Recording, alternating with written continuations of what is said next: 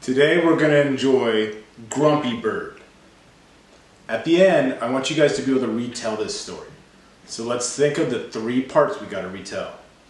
We got to remember the characters. We got to tell people about the characters. Who are the people or animals that are acting out in the book? We got to remember the setting. Where did it happen? We might also remember the time setting. What time did it happen? And then we want to know what happened. We want to be able to tell people what happened at the beginning of the story, in the middle of the story, and at the end of the story. So let's enjoy Grumpy Bird. Grumpy Bird. Remember, as we read the story, I want you guys to be able to retell it at the end.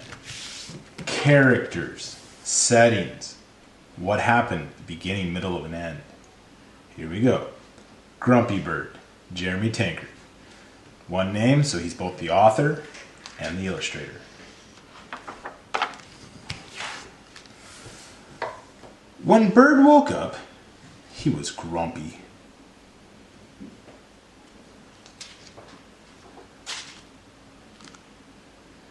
He was too grumpy to eat.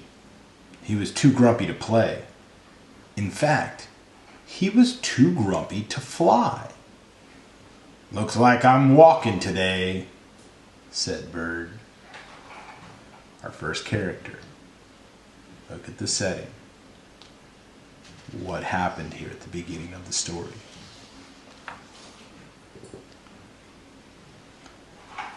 Bird walked past Sheep. "Good morning, Bird," said Sheep. "What are you doing?" "Walking," said Bird. "Nice," said Sheep. "I'll keep you company." Here's a new character.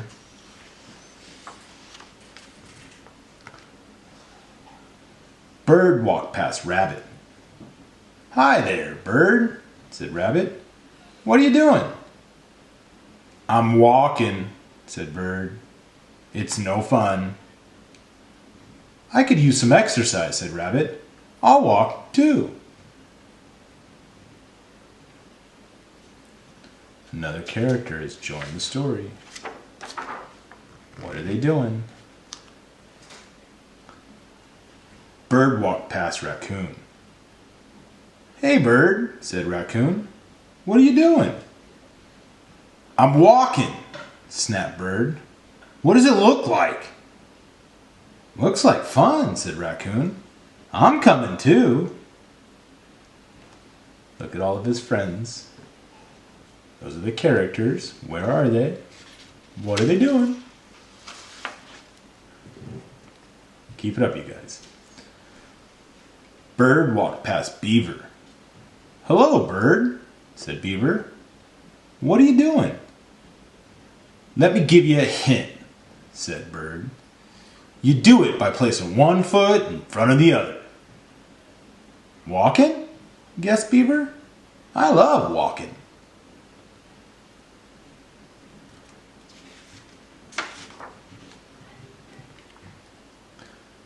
Bird walked past Fox. "Good day, Bird," said Fox. "What are you doing?" "Why does everyone want to know what I'm doing?" shouted Bird. "I'm just walking, okay?" "Okay," said Fox. "Let's go."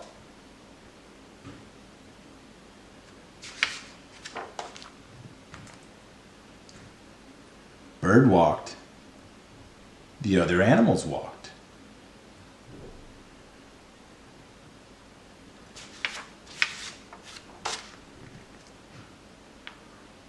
Bird stopped.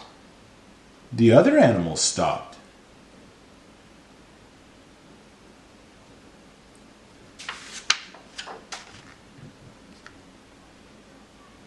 Bird stood on one leg. The other animals stood on one leg. Look at Bird. Look at Bird. Bird jumped. The other animals jumped.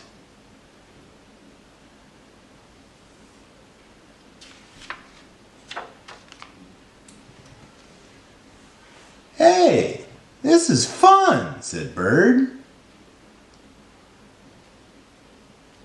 He doesn't sound too grumpy now. "Come on," said Bird, who had forgotten all about being grumpy. "Let's fly back to my nest for a snack." Pretty cool, Bird's flying. Whoa, and so are all the other animals. And they did it. That's the end of Grumpy Bird. That was Grumpy Bird by Jeremy Tankard. So, tell me the story.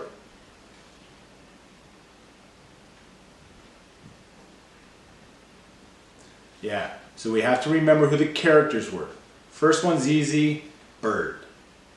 Bird came along and met his friends as he went for his walk. He met sheep, he met rabbit, he met beaver, he met fox, and raccoon. Okay? And then, where were they? What time was it? Well, they were in nature. Didn't really say it in the story, but you could see it in the pictures and the illustrations. What time was it? We know he was waking up in the morning, so this was morning time into day. And then what happened? Grumpy Bird woke up in the morning and he wasn't happy, but he decided to go for a walk. While he went for a walk, his friends started to join him and follow him along. At the end, he was getting a little frustrated with his friends, but then he saw that they were copying him, and it was fun. So it turned him from being grumpy into being happy with his friends. Hey, I know you guys aren't seeing your friends right now, but your family, you can do all this with your family. So if you're not feeling good, maybe go for a walk with your family. Play a little Simon Says inside the house. Have some fun. Bye, guys.